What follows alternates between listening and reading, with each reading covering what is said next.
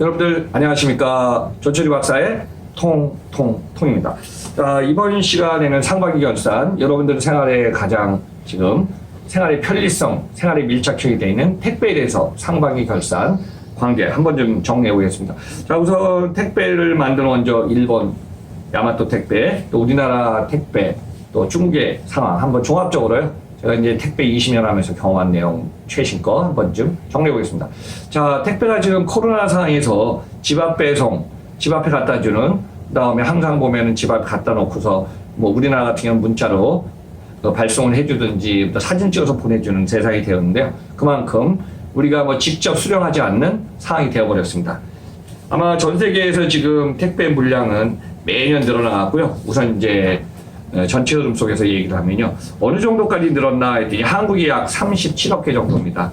그리고 택배 원조 1976년에 시작한 일본이 약 50억 개 지금 됐고요.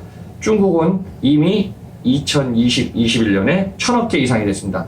생각해보면 이제 인구의 분포나 비중이 다른 건 마찬가지로 전 세계에 지금 중국은 14억 4천만 명, 그 다음에 일본은 1억 2,600만 명, 한국은 5,162만 명. 그러니까 기준으로 보면 우리나라보다 일본이 2.25배, 중국은 우리나라의 거의 28배입니다. 그래서 중국은 기하급수적으로 택배 물량이 늘어나고 있는 상황입니다.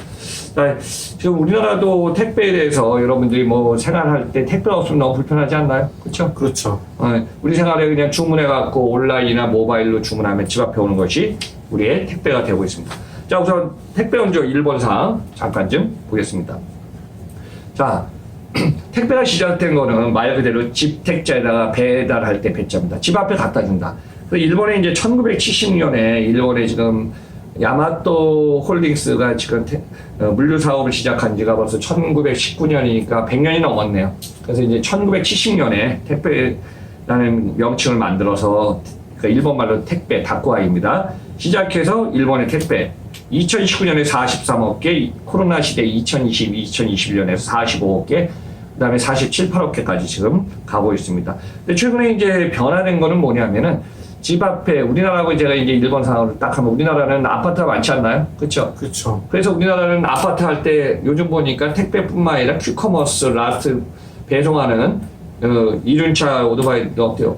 아파트에 비밀번호 다 알고 있더라고요. 모르면 그 델리버리가 안 되잖아요. 그러니까 이제 우리나라는 아파트에 택배도 보면은 뭐 관리소장이 옛날에 막았지만 잘 협조해서 물건을 안에 넣고 집 앞에 놓고 가야 되니까요. 아니면은 아파트 앞에다가 그냥 묶음으로 그 한 동의 거를 거기 놓던가 이렇게 좀 한 게 우리의 문화였습니다. 그리고 일일이 뭐 도착했습니다. 그것도 이제 안 하지만은 일본 같은 경우는 택배를 원조하면서 특징이 있어요. 코로나 오기 전에도 일본은 대면 접촉이에요. 직접 문을 열어주면 주고 만약에 지금 배 딜리버리를 갔는데 없어. 그럼 어떻게 해야 되죠? 거기다가 부재자 포스팅을 넣든가 아니면 또 재배달을 해가지고 또 가야 돼요. 또 하나는 연락이 오면은 지점에 와서 이제 고객이 수령해 가는 방법이 있어요. 근데 큰 변화가 뭐냐면은 코로나 2년 동안에 언택 시대가 되었고 일본도 그냥 아예 집 앞에다가 이걸 놓고 가버려요. 근데 우리 일본은 맨션하고 우리나라하고 아파트하고 명칭이 다른데 일본은 아파트 안에 들어가려면 비밀번호를 눌러야 되잖아요. 이걸 어떻게 했냐? 뭐 일본의 지금 택배뿐만 아니라 아마존 재팬, 일본의 이제 온라인 거래 가정은 아마존 재팬이나 또 야마토, 사가 택배사들도 배송 기사들, 영업소장들이 배송을 하면서 그 번호를 갖다가 일정 시간이라든가 이렇게 공유해 갖고 지금 눌러서 들어가는 이거를 지금 계속 하고 있습니다. 그래서 이제 각 나라마다 문화가 다르고 상황입니다. 물론 이제 미국 같은 경우는 어느 정도까지 앞서갔냐면요. 미국에는 이제 딜리버리 서비스를 하면은 사전에 이 앱 안에다가 다 등록을 시켜놔요. 그래서 고객이 보면서 카메라를 보면서 그걸 갖다 문을 열어서 그 안에다가 넣고 안전하게 문을 잠그고 확인하면서 가는 케이스도 있습니다. 이게 이거는 이제 비즈니스의 상황에 따라 다르겠지만은 국가별로 그런 게 좀 다르고 있습니다. 근데 최근에 이제 일본에 우리가 뭐 택배를 하려면 기본적으로 영업수당이 달려야 되고 움직이는 차량이 필요해요. 그래서 우리가 단거리 배송은 밀집도 배송은 1톤 탑차들을 많이 사용하는데요. 최근에 이제 앞서가는 일본 같은 경우는 어떻게 하고 있냐면은 전기차를 지금 도입하고 있어요.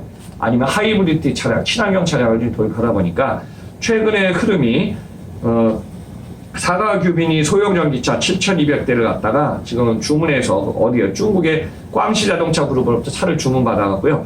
아마 내년 정도 지금 해갖고 올해나 내년 정도에 이거 이제 납품되면은 전기차를 갖다 전국적으로 아니면 도심 중심으로 하면서 딜리버리 서비스 배송을 좀 한다고 합니다. 그래서 이제 전기차에 대해서 여러 가지 얘기가 있는데 우리 여러분들도 아마 우리나라 테슬라의 전기차라든가 관련된 거 보면 어때요? 전기차가 전기차 가격의 40%가 배터리인데 배터리 충전하다가 전기차는 만약에 화재 나면 큰일 나잖아요. 발열돼갖고. 네.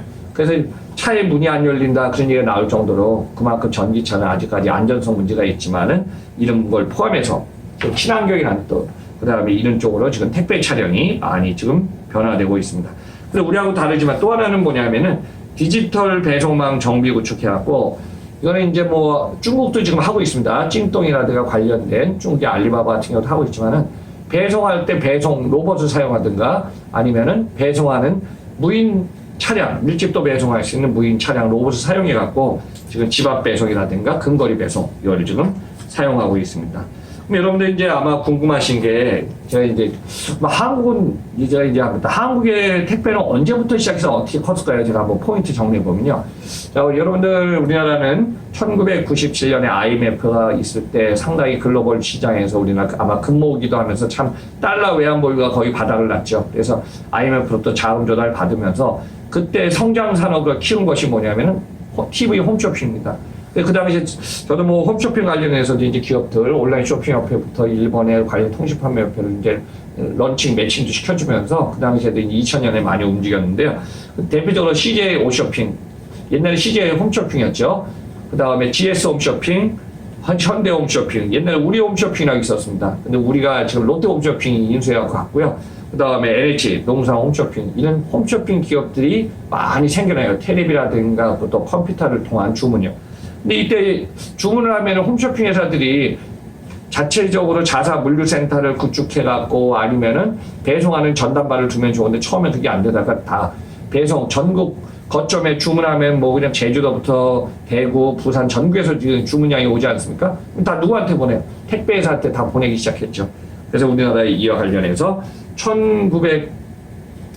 우리나라가 이제 1992년, 93년, 94년 이제 택배 회사들이 그때 성장하면서 시작했을 때 아마 이 한진 택배, 현대 택배, CJ 대한통운 이 택배 회사들이 생겨났고요. 99년에 이제 CJCS 택배, 그다음에 2000년 들어서 우체국 택배, 로젠, KTB, 그다음에 다양한 택배 회사들이 많이 생긴 게 이 시기입니다. 그래서 국내 택배 회사들이 홈쇼핑의 급성장을 더불어서 택배 물량이 많이 늘어난 게 이 시기가 아닌가 보고 있습니다.